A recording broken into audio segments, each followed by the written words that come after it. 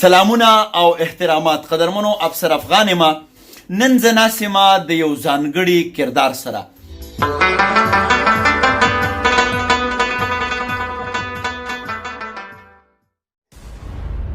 یونیک کریکټر چې څه ته وایي، ملنګ په ځان باندې د یو قسمه تخلص ایښی دی او زیت الله دی پوره نوم دی زړګیا زیت الله ملنګ. زیت الله ملنګ 14 کاله په اسلامي کالج پوهنتون کې د زده کړه کوونکو د محصلینو خدمتګار پاتې شوی دی. د هغه ځای نه دی بیا لاړ نوخار ته او په نوخار کې د نهارعلي یو پخوانی ولسي سندرغاړی دی، د هغه سره طبله خو منګی او خانک غږوي. پوښتنه مې ترې وکړه چې یه وروره لکه دا دومره لویه مینه آیا دغه منګی غږول ستا د پیسو ذریعه ده؟ دی وایي چې نه، د ګنو په پټو کې کار کومه، خو دا خالص زما په روح کې دا موسیقي را ګډه ده. زه د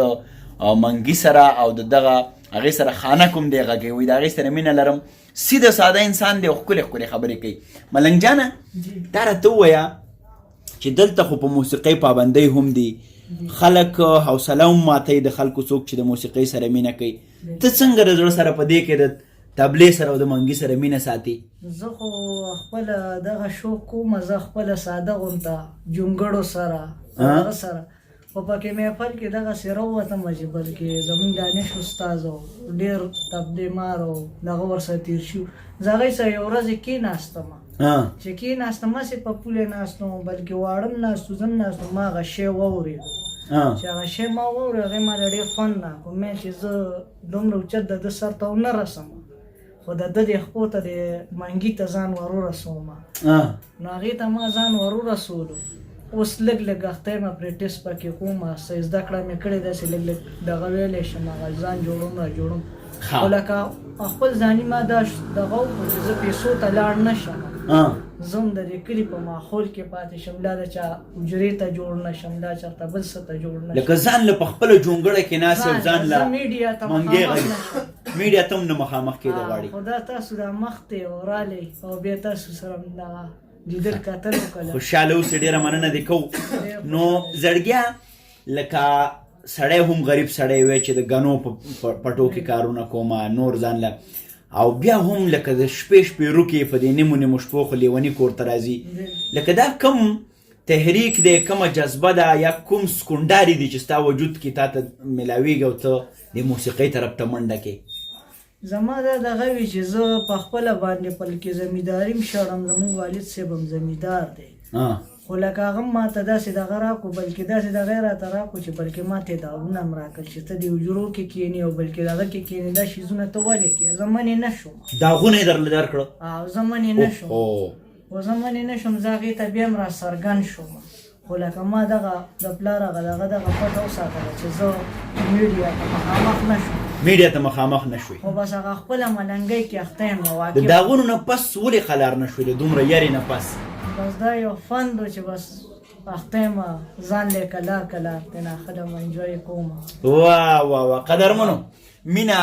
د محل او د جونګړې وایي چې هیڅ فاصله نه لري. دې سړي داغونه خوړلي دي، دې سړي وهل خوړلي دي، دا سړی پوه هم نه دی چې دا کم څیز دی، کم تحریک دی چې دی د موسیقۍ طرف ته ورټېلوي. خو دی وایي د ما سره آف د ریکارډ هم راشده ډېرې زیاتې خبرې وکړې. دی وایي چې داسې کار دی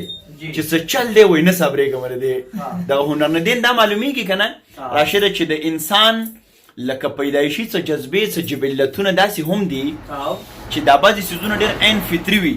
لکه موږ خو کله کله د مختلف رای یا د اختلاف احترام نه کوو، چونکې زموږ علم پوهه فهم دانش په هغه ځای باندې نه وي. خو کم سړی چې د کم فطرت سره پیدا دی که نه باید چې د هغې څڼه سترګه وشي، کره کتنه وشي او هغه په هغې کې مخنیوی د هغه ونه شي، هغه ډسکریج نه شي، د هغه حوصله ماته نه شي، بلکې هغه ته په هغې کې نوره زمینه مساعده شي، ګراوند ورته برابر شي چې هغه په هغې کې مخکې لاړ شي. که د دې سړي حوصله چاپېرچل کلتور نظام ماته کړې ده، خو ده په یو ځان باندې خپل حوصله ژوندۍ ساتلې ده. ملنګ جانه مخکې رسۍ را ده فن به کې که فن نه به قلارېږي؟ نه فن نه خو قلارېدل نشته چې تر څو پورې ژوند وي نو خپل خوند به جاري ساتو. دا دی چې لکه خپل هغه ګرلی کې به اخته یو د ګرلی نه به بار نه وځو ستا بې احترامي به نه کوو واه ګورئ چې دا څومره مشران دي لکه په دې دغه باندې اخته یا باسین صاحب شو داسې تاسو پروګرامونه کوئ اخته یو انجوای یې ترېنه کوو خو لکه مونږ تاسو ته شاباسي درکړو خو په خپله ځان د ګرلی نه نه وباسو د ګرلی نه مطلب در دا دی د مشر کشر عزت زمونږ یو خاص کلتور یو رواج ډېر خوږ سړی دی د ملنګ خبرې هم خوږې دي راشده د قینچۍ د قچ سره چې ته یو ټپه راولې او د ملګری په دې قینچۍ باندې دا ټپه ووایي او دا نیمه دلته بیا زه وکړم نو څنګه به شي ډېره به ښه شي دې کې خو به ورته دروغجن پاتې شم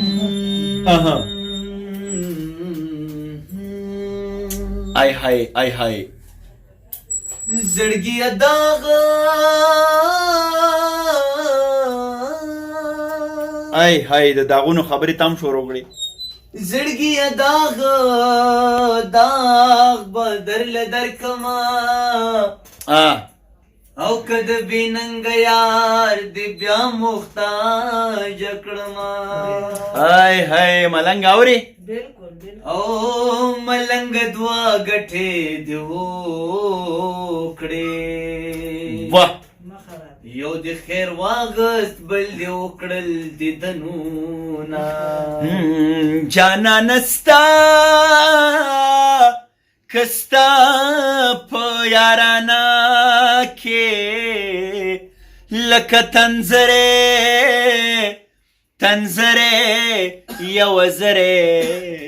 یو زره پاتې شما جانا نستا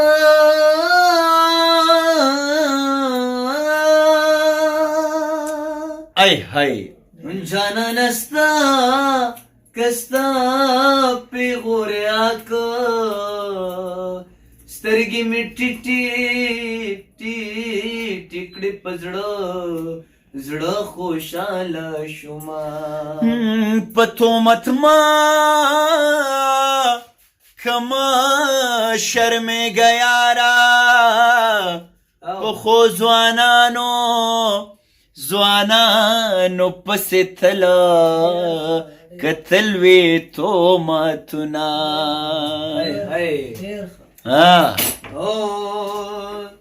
د تهمتونو یار دې زه یما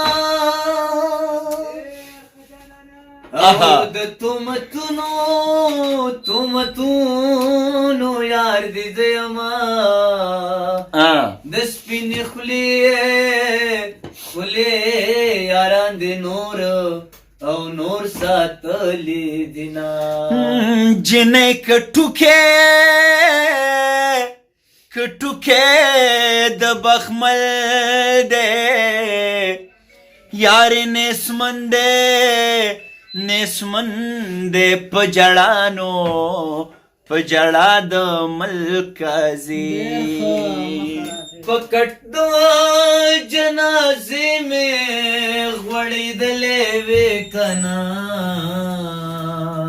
د قبر په خازې مې جړېدلې وې کنا زما چې جنازه ستاسو کوڅکې تیری دا ته ووایه جانانا څه دې زړه کې تیرې ده وایه جانانا څه دې زړه کې وا ملنګیانه دا دې بیخي تا ته ډالۍ وي ستا مینې موږ دې ته وهڅولو چې ته دومره د سختو باوجود لګیای د ښکلا سره د مینې سره د امن سره د هنر سره مینه ساتې نو موږ هم ستا دپاره د زړه د تله یو څو ټپې کړي دي خبره د قینچۍ د کړچ نه لاړه د ټریمر کرته نو راشده زه یم چې دا بانډار به دغه ځای باندې پای ته ورسوو بانډار به په دغه ځای باندې پای ته رسوو خو زه به یو پیغام ټولو مینانو ته مینوالو ته دغه ورکوم ته هم راشده اوس پیغامونه ورکړې صرف یو پیغام ورکوم چې ژوند ښکلی دی باید ژوند وشي د یو بل احترام وشي یو بل له مینه ورکړی شي د اختلاف رای هم احترام وشي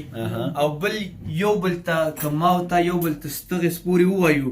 نو دا به زما او ستا خپله بېعزتي هلکه زړه دې څه دی پیغام به دې هغه ځای نه راغلی خوشحاله باد بریالي خوشحاله اوسې ډېره مننه دې کوم